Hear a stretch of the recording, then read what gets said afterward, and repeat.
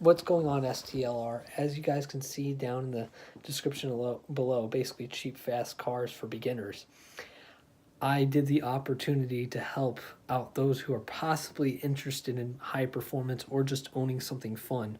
I did the nice thing to do some research, and I made a list for you guys for fun, cheap cars that you can do whatever you want with. The first car that I found on the list I think would probably be the most fun for anybody who's on a budget is the Mazda Miata rear-wheel drive car. The reason why I suggest that car to most people is because you get basically a 1.6 to 1.8 liter, and it's fun, what I've been told. I have not met a Miata owner that doesn't love his Miata. They're a lot of fun. You can drift them, you can drag them, and shoot, if you just want to own one for fun and the high performance thing ain't for you, guess what? You got a beautiful convertible. And you can pick one up for under 5K, and performance parts are not that much. But like I said, it depends on how much speed, horsepower, it's what you're willing to cough up for. Another car that I always recommend to people, and this one I know from experience, one of my friends owns this car. It's a Honda Civic. And I know most of you guys are already going blah, calling it a rice or whatever. But I won't lie, his motor went out at 246,000 miles. He's rebuilding it, and he's hoping to track the car, I'll tell you flat out. But that car I always recommend to people. It's a front wheel drive, so even if you don't like it, guess what? You got a long, dependable car. Another type of car that I recommend to people, and this one's personally my personal favorite. So if you own a Corolla, you probably heard of this car. It's a Toyota Celica. Same thing as a Corolla, just a two-door coupe, and basically it's front wheel drive. They did make one in rear, but that one's back in the 80s.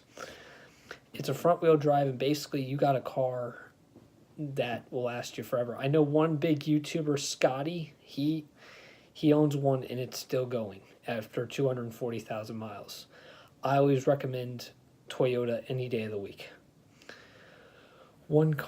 This car I have driven, its sister version, the Infiniti G35 and the Nissan 350Z.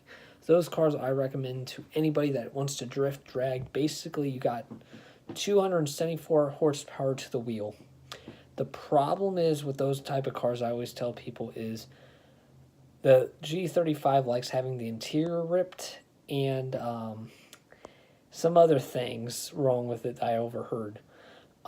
The number one thing that I do recommend for you guys, if you are looking for one, make sure that's in good condition. Make sure that hasn't been beaten the snot out of.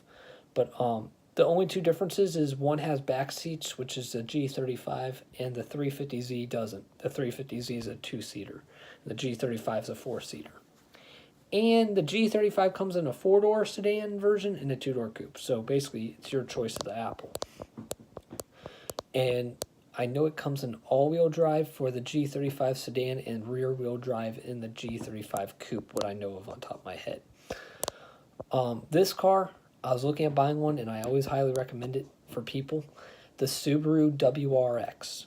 And the reason why I chose the WRX is because you got an all-wheel drive car, sport, it comes turboed. The STI is more, what's the word I'm trying to look for? More toughened up. It's more performance-like. So, and that thing has 305 horsepower. I think if you just want to start getting into the base, I recommend the WRX because you can find one pretty cheap, and even if you don't want to do high performance, you got an all-wheel drive type car for all seasons. The next car that I do highly recommend, and this car I'm not a big fan of, the Ford Mustang. I recommend a Mustang because they're everywhere.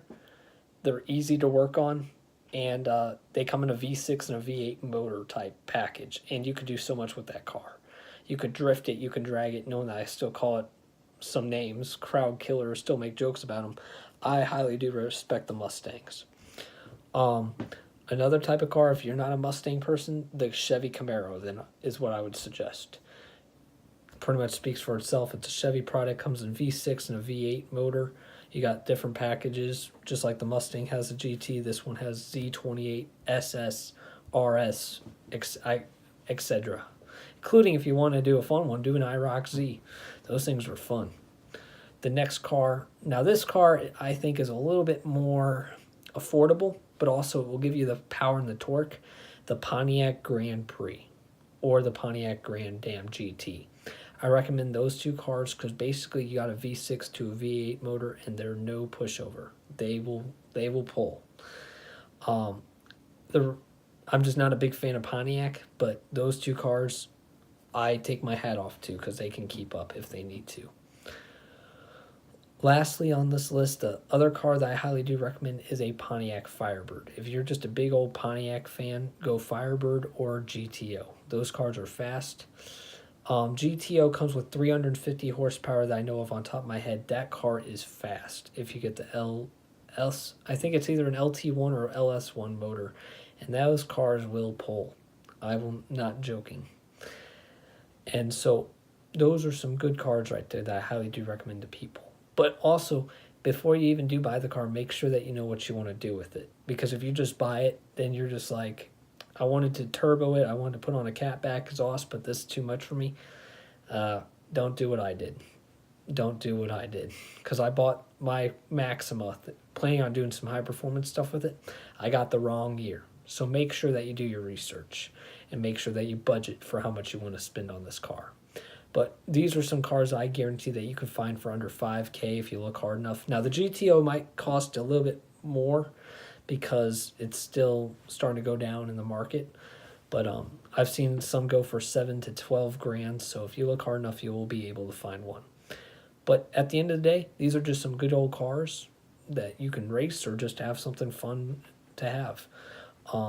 If you do have any cool cars that you want to suggest, put it down in the comments below. Come subscribe if you haven't. Come like and come follow and ring that bell. This is STLR signing off.